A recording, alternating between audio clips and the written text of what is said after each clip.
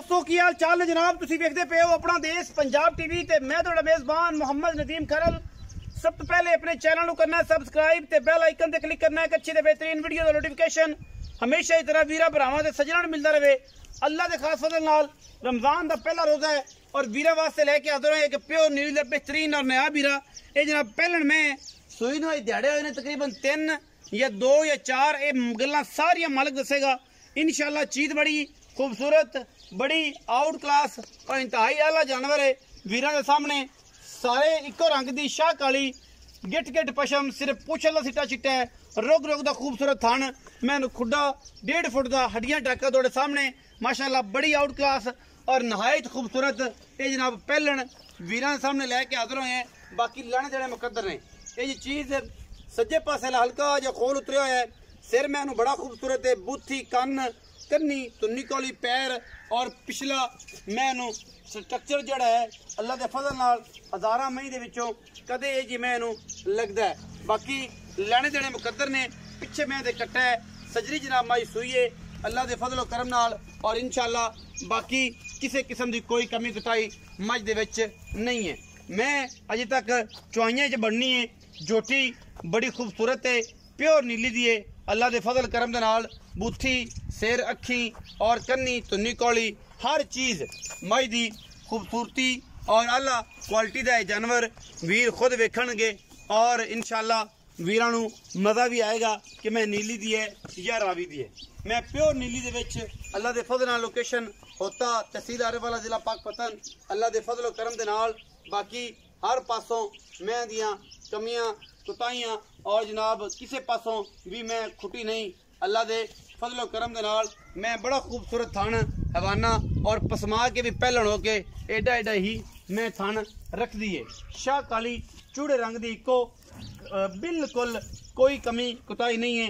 रमज़ान का पहला रोज़ा वीरां वास्ते पहले रोज़े की मुबारकबाद भी और जनाब रमज़ान दी मुबारक भी। मैं प्योर नीली दी और पूरी बरी के पिछे मैं दे कट्टा टोरो खा जी मैं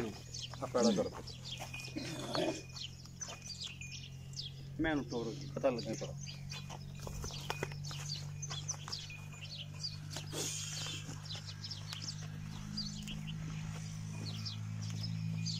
माशाल्लाह मरले मरले दी खूबसूरत वंड जनाब मैनू थाने और बड़ा खूबसूरत थान बड़ा पावर वाला इको रंग दी जनाब एक काली शाह पहलन वीरा दी नजर है और इंशाल्लाह पिछे कट्टा सो भी विखाने हैं। फिर मालिक ना सारियां गल्लां करांगे जो भी है की हिसाब किताब है।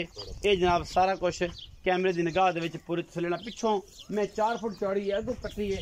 ये नीली दियां निशानियां और पक्ष होंदे ने।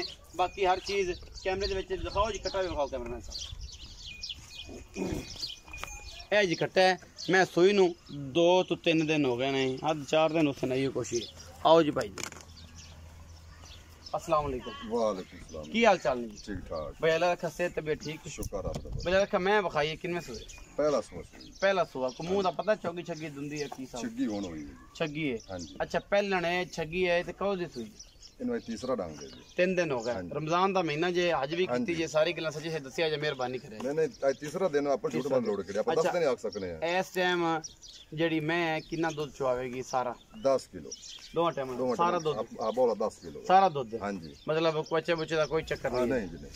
लेकिन एक सारा दूध 10 किलो 500 रसले 500 छट्टा फर्क है मरोड़ी जिम्मेवार असील 100 बच्चे थे मैं जितना बच्चे मैं हर शय दे एक माल दी गारंटी उस। अच्छा हुन मोहब्बत प्यार वाला मुनासिब जे मुल करे मैं मोल तबाह वा करने ते फाइनल जे मोल करसा है चाहता वाला मोल करे जे फाइनल 3,90,000 दी मैं ये फाइनल है। फाइनल तो प्यार नहीं कोनी भी नहीं होगा कोई चाहत मोहब्बत फिर भी कोनी भी हो जाए जराबो बे ताके माड़े चंगा पावे ने वरना एडा प्यार कोई नहीं उन्नी भी बस 4.5 मैं तो मोल करने मोल करना नहीं कीतो मोल 4.5 ही करदा है। ये पता पहला दे पहला रोजा है ते तोहफा कर दे पिरामिड तो आदर कीता पहला रोजा ते तोहफा दिता है 3,90,000 हां जी करके के वीरां वास्ते जनाब एक तोहफा होवे और जनाब तोहफा जेड़ा 3,90,000 रुपए जनाब दी डिमांड करते पे ने विच दे 19 भी है बस ऐ मैं 19.5 रमजान दा महीना घड़ी खपत वाली गल नहीं कि जेडे भरा आखन का बह जे कई लै बस तुर पई ओ जी गल कोई कई बिल्कुल भी नहीं हैगी।